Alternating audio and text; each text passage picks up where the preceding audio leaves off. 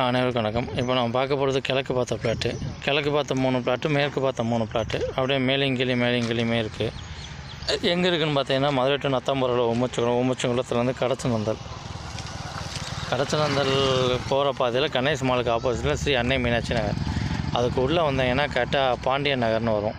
இதுதான் ரோடு. முட்டி திரும்பும், இந்த வண்டி வர தான் முட்டி திரும்பும். நல்ல டெவலப்பான டீசெண்டான ஏரியா. இதில் உள்ளே வந்தீங்க அப்படின்னா இதுதான் பிளாட்டு. அந்த மாடு மேய்கிறது.